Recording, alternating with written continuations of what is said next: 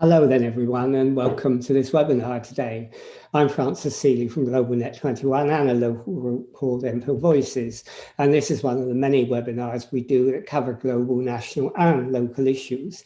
And today we're going to look at an interesting issue, and that's how do we involve citizens and communities in the decisions that affect them, particularly planning, but not just planning, other decisions as well. And to help us, we've got two people, one who you'll see in a minute, Jane Maggs, who actually developed a participatory project in North London, for which the Planner magazine gave her the title of Woman of Influence, which is quite an accolade.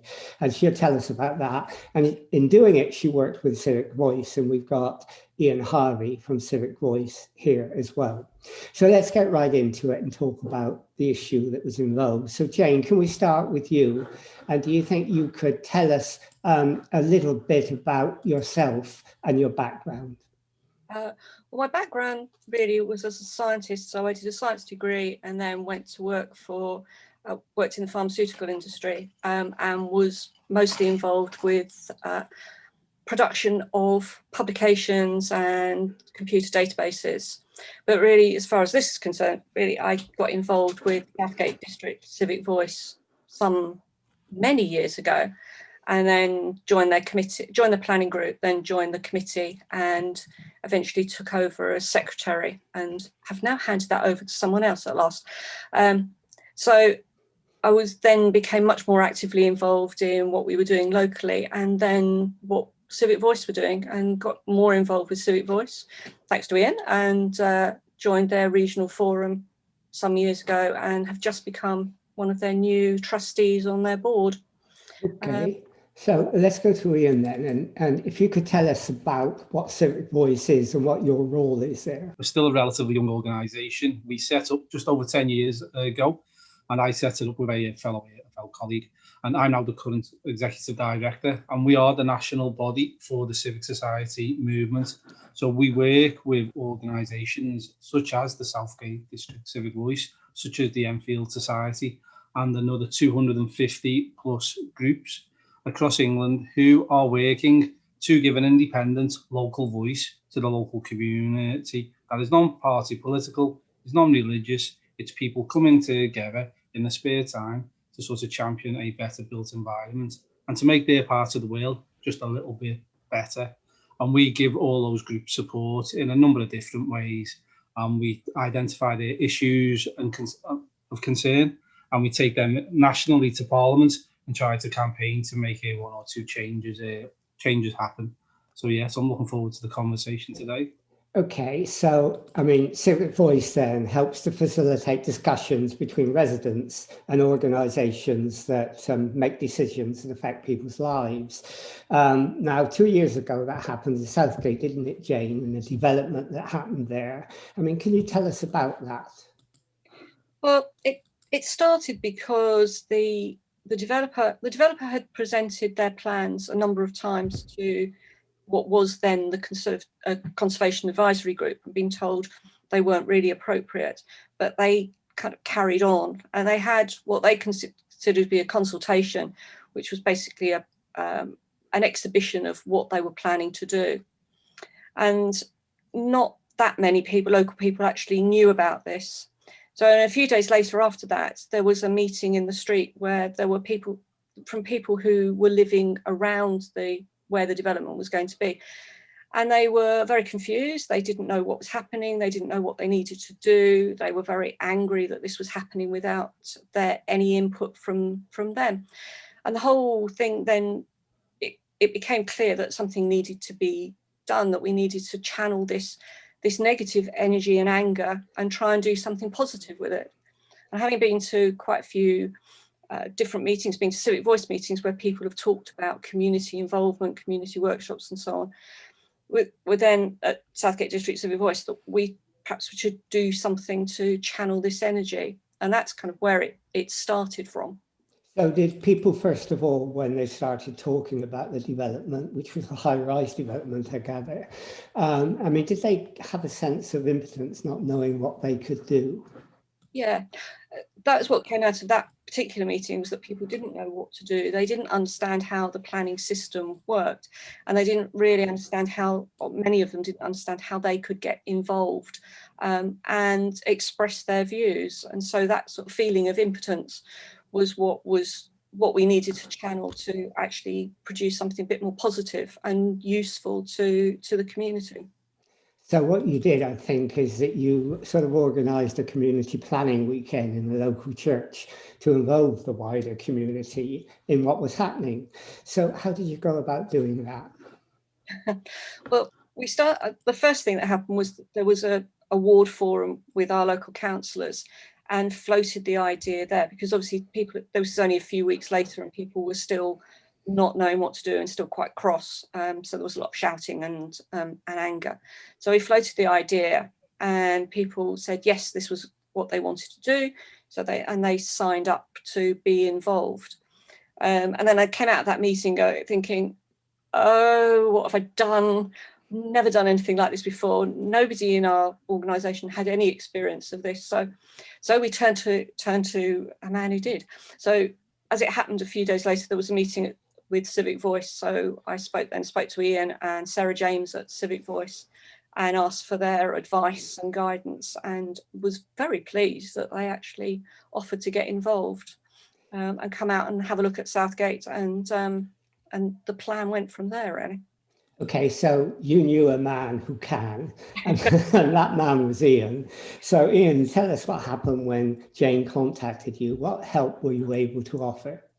So whenever a group such as Jane's asked that question, immediately we're thinking, here we go again, another community group from across the country looking to want to maybe object to a development, because that is usually when groups get in touch with Civic Voice, they're saying, we want to object to X, Y, or Z.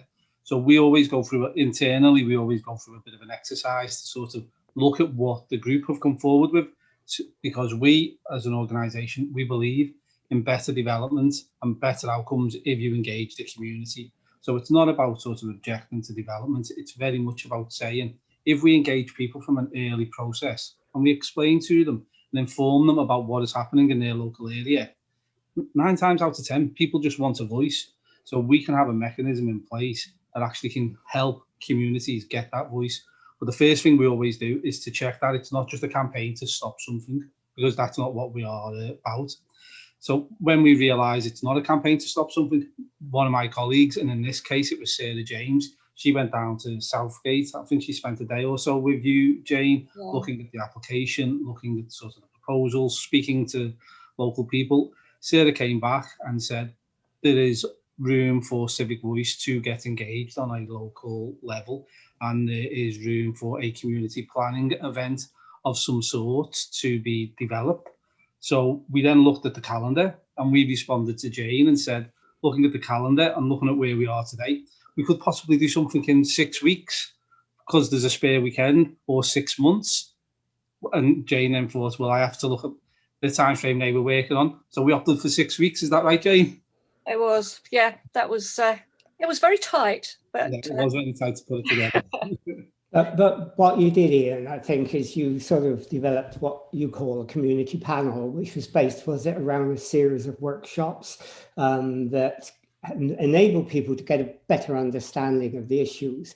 I mean, tell us how that worked. Yeah, very much so. What you sort of see within the planning system is that there's a lack of trust.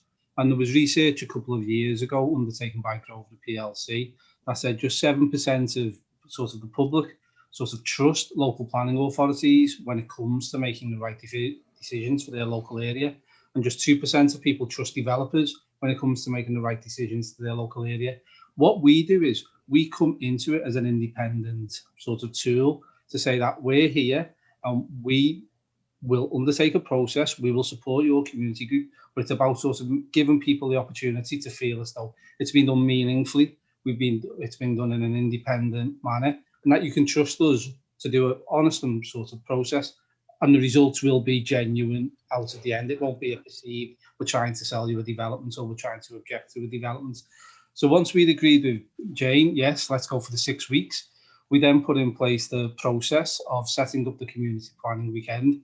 But ahead of that, we issued a survey an anonymous survey that we asked Jane and her colleagues to distribute across social media and to distribute locally. And we asked them to put together leaflets, which we asked them to sort of basically go out there and make sure that the people that were in the session on the day, on the workshops on a particular Saturday, were not just a closed group of people, but that anyone who was aware of it had the chance to walk in and sort of participate and learn more about the development. So the first few weeks, it was very much about a survey and sort of gathering online views, because not everyone can engage, come into a room. So it's important they still have a voice, but then sort of raising awareness that the event was taking place. Okay, so you had the workshop, you got people involved, it was open access. Jane, what happened in terms of outcomes? What sort of decisions were made and what action was sort of recommended? Well, out of that workshop, it became very clear that people didn't object to the development going ahead. That wasn't what it was about. They just objected to some of the ideas of the development, particularly obviously the tall towers, and the lack of parking, and which it's, I'm sure everyone knows parking is a big issue around Southgate in any case, but it was actually how the development was going to look that was the big concern. And people were asked how high they would like it to go, and actually I was very surprised people were happy to go up to 8-10 stories, whereas most of Southgate is only about 4 stories. So it wasn't that people didn't want high-rise developments or even intense development. There were aspects of this design that they didn't particularly like. So that all became clear. And actually, I have to say one thing about the whole day was actually it was very good humoured, and people who didn't really know each other were talking, and people who hadn't particularly wanted to talk to other people were actually all busily engaged and doing stuff. And as far as the outcomes then were concerned, Ian then took away all the results and produced a report, which we then fed back a few days later to the community. Ian, when you do these type of things and various people come in, some people would say, okay, you've got local people, but development sort of affects people outside that area because they need housing. And so all these charges of NIMBYISM comes in. I mean, how do you react to that? I mean, you're trying to get appropriate development, aren't you? But how do you react to those charges? Yeah, absolutely. And I think we were so independent on the day. Someone actually thought we were there representing the developer when we were sort of going through the process, because we push back and we sort of challenge and we sort of have a discussion. But as part of the whole structure of the day, we spend time looking at the wider issues. So we did spend time looking at the local housing need for Enfield, and we were having a discussion to say, well, if not these towers, would there have to be green belts? Would there have to be parkland? So we were sort of getting people to sort of consider this is not black and white. It's not as easy as maybe some people think it is. So we do like to challenge thinking, but we do make sure that people are trying to understand the issues and understand both sides of the arguments. What was really good about the Southgate weekend is that you had people in the room who were really supportive.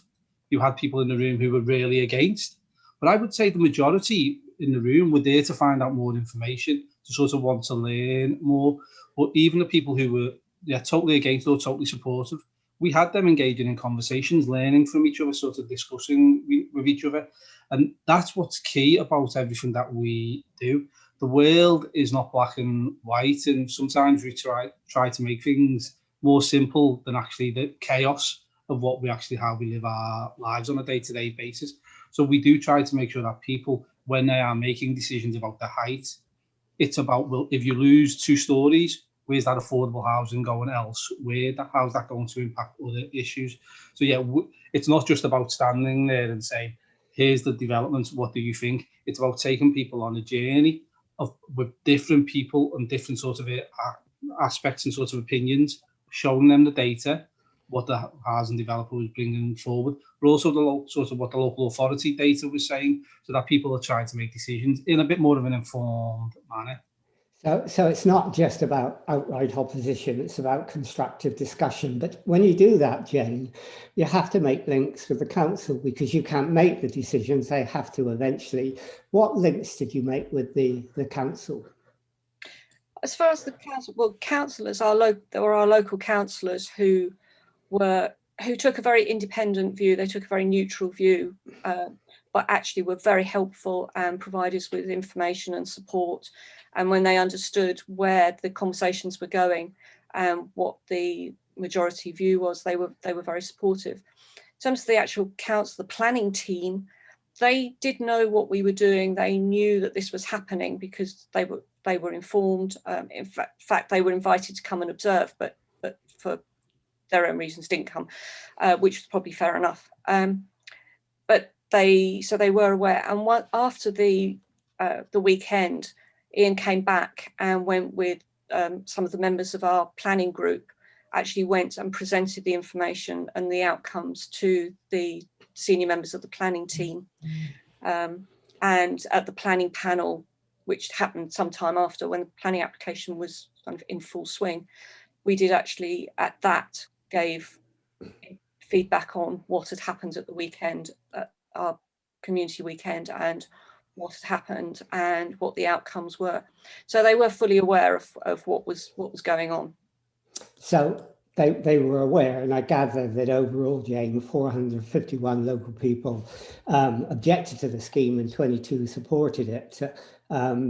Now, on the planning committee, eventually they rejected the developers' plans, didn't they? I mean, do you think the panel had a significant part to play in that, or might they have rejected it anyway? I think it was the community. I think there was a number of things, obviously so many objections, but I think what came out of the community workshop, they were all informed. We did let all the planning, the councillors on the planning committee know what the outcomes of the weekend were. So they were aware of the community view, and obviously some of them were at the planning panel anyway. They also did a walk around and had a look at where the site was and how it was in relation to some of the other houses. And so could see that what was being said by the community actually made sense. And it wasn't a case of people being NIMBYs. They had genuine concerns that had not been addressed by the developer.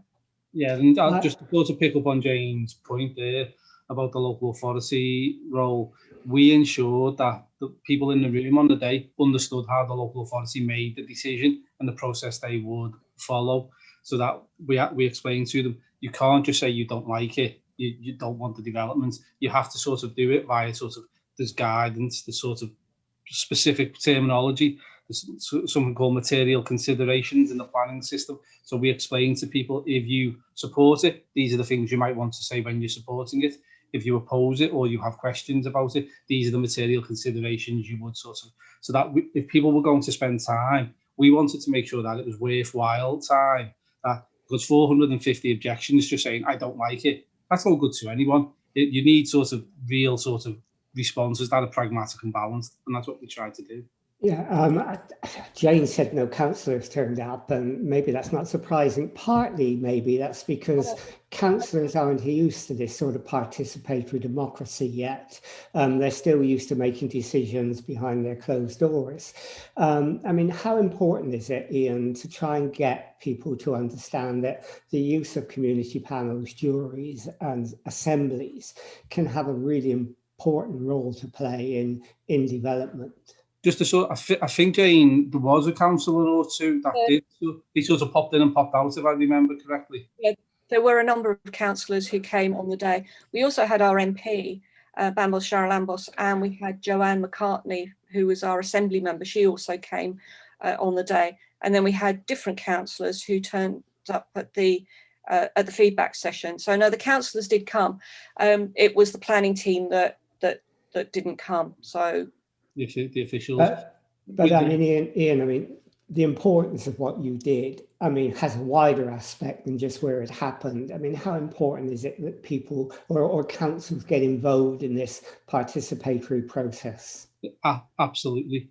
And the more forward-thinking councils realise that this is now the direction of travel, of where we are sort of going with the country. People are not prepared to sort of just sit by and allow things to happen in their local neighbourhood without knowing what is happening and without having a voice.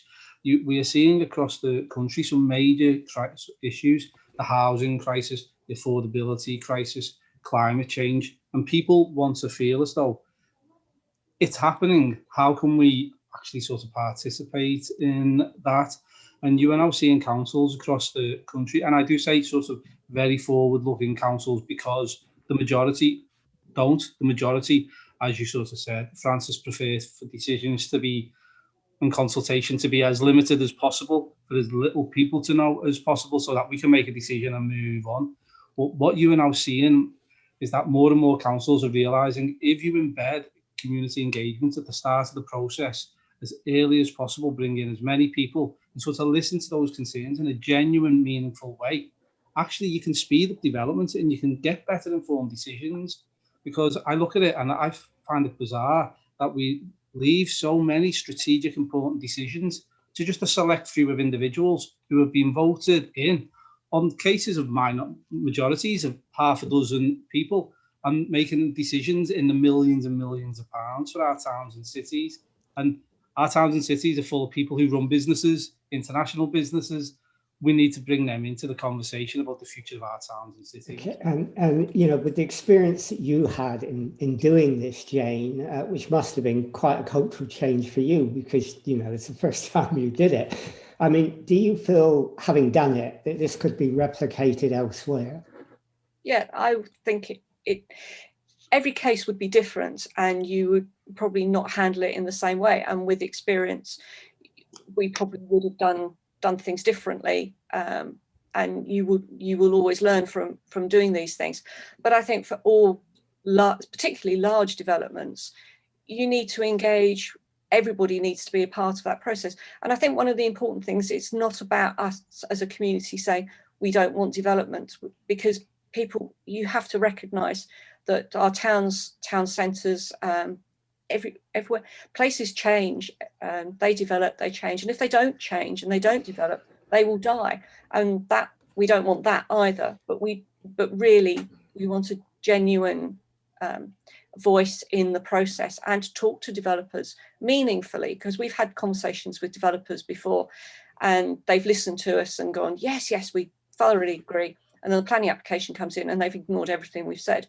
So it has to be a meaningful discussion. And I agree with Ian, if we have those kind of discussions, and okay, so it will take time and effort on the part of the community and the developer, but in the end it will smooth through the application, and you wouldn't have to have all these people writing in. You wouldn't have need planning panels in the way that we've had them, and you wouldn't end up with applications being rejected and going to an appeal. So I think it benefits both sides. So Ian, if a local area wanted to follow the example of Jane and challenge a decision of some kind or the other, and wanted to set up workshops or a community panel, what help can you give them? Yes, well, first, get in touch with Civic Voice and we can start a conversation. But it doesn't necessarily need to be about a development that you want to oppose to. It could be about coming together, looking at your local town centre, looking at your local sort of high street. It could be saying, let's get together and discuss that, bring people into a room. And Civic Voice, what we can offer is an independent facilitator sort of role. But the way we've set this community planning weekend up, and if you look at government guidance, there's lots of different tools that you can use to sort of undertake consultation. One of my issues about that, why it keeps the power in the hand of sort of the developer and the local authority, is that usually you need to spend thousands and thousands on consultants to come in and do the consultation. What we've tried to establish with the community planning weekend is, if you've got someone who can do facilitation, and in lots of communities across the country, there's people who can do facilitation, we've set it up in a way that the community can come together, can undertake their own independent consultation on a scheme, and then publish those results to generate a discussion and to generate a debate. So we can provide hands-on support. And I think the entire weekend with Jane cost, what, £350? something similar. It was in a few hundreds. It wasn't particularly expensive. Yeah. So we can provide sort of that hands-on facilitation role, or we can give you sort of step by step so that you can do it locally, so that you don't need to go out to sort of employ consultants, because resources and capacity will always be an issue for sort of community groups and local who want to get involved in this sort of work. So there's lots of tools available, but we're trying to sort of demystify those tools, but do it in a way that it's simple for communities to take forward themselves. I mean, that's really interesting, because, you know, when you set up citizens' assemblies, they tend to be exceptionally expensive. Yeah. And so people won't go down that line very often, but you've got a very cost-effective way of doing it. And I think that's important. I mean, Jane, from, you know, your experience, if someone in another area wanted to set up something, what advice would you give them about how they go about doing it? You can't say don't do it, Jane. No, I wouldn't say that. No, I would say go for it. I would say seize the moment and talk to Civic Voice, talk to other groups, talk to us. We were quite happy to talk to people about what we did and how we went about it. And I think the other thing is engage the community, talk to local venues. We talked to someone at the church, so they offered their space. People will help, people will get involved, and talk to members of your civic society. Join your local civic society, obviously, and actually use them. When we first did it, because we did it so fast, we didn't actually use as many volunteers as we could have done, and it was sort of a bit later in the process when we were doing other things that we actually engage people and said, can you help? And people did. People were happy to help, and that was something that we kind of missed out on, and we could have dealt with some things a bit easier if we'd actually engaged people. But there are people out there who in your organisation who can do and are willing to do and get involved. So in some ways it's what some people call asset-based community development. You're looking at it from the bottom up, you're looking at the strengths people have. And is that something you try to find, Ian, when you're doing a project like this? Absolutely. The first thing I will do whenever we are asked to go into a community, because we do work for developers and we do work for local authorities and we do work for communities, so we can bring a pragmatic point of view. First thing I will do in any community is start putting together a list of friends of parks, residents associations, sort of mum and baby clubs, sort of any sort of PTAs, parents, teachers, associations, because there's a whole social network, there's a whole civic network that is out there that's invisible for normal sort of community consultation. And via us and the way we work with Southgate is we were telling Southgate to do X, Y, and Z, but we were saying find all the residents associations and get them to promote it. Find the sort of the Facebook groups, tell them and get them to promote the event, because people are out there. But we're not all sitting here. We're not all sitting on this webinar. People access information in different ways. So yeah, we always try to map the different sorts of networks, and then you can build from there. Because every community is full of awesome expertise, but it's finding it and getting them to come forward to help. And 9 times out of 10, people do want to help. And Jane, when all this was over, did everything dissipate, or did the people keep together in some way or the other? Are you still in contact and looking at other local issues? No, it stayed together. I mean, some of the people who were at the events who weren't members joined, so they're obviously still engaged with what we're doing. I found it quite hard walking up the road fairly regularly, because I would meet people who'd been at the event who would stop and have a chat, and still do, and people still ask how things are going, what's happening. And as far as Southgate Office Village is concerned, it hasn't actually finished. I mean, we're 2 years on, more than 2 years on, and we're about to go into a planning inquiry, because they've decided to object to the decision. So it hasn't gone away, and actually the people haven't gone away either, and people are talking, and we're keeping people informed, and they're coming on to events that we're doing. So it has brought people together, and the other thing is that people who didn't know each other are now meeting in the street and having a chat, and they know who these people are. They might not know their names, but they recognise their faces, and are talking and communicating much more than I think happened before. Which makes you much stronger for an event next time. Yeah, it does. It's what I think one famous writer, Ivan Illich, called tools for conviviality, which I think are sort of really important. Well, we've sort of come to the end of the half-hour part of this now, but can I ask you both, I mean, first, Jane, if anybody wanted to make contact with you and find out more about what you did, where would they go? They can contact me through Southgate District Civic Voice. If you look at our website, there's information on how to contact us there and how to join, or you can use the info@southgatedistrictcivicvoice.org email, and that will get to me anyway. Okay, and Ian, if they wanted to contact you and find out more about Civic Voice, where would they go for that? Go to our website, civicvoice.org.uk, and you'll find us quite active on social media. So Twitter @civic_voice, and you can probably find my names from also there too.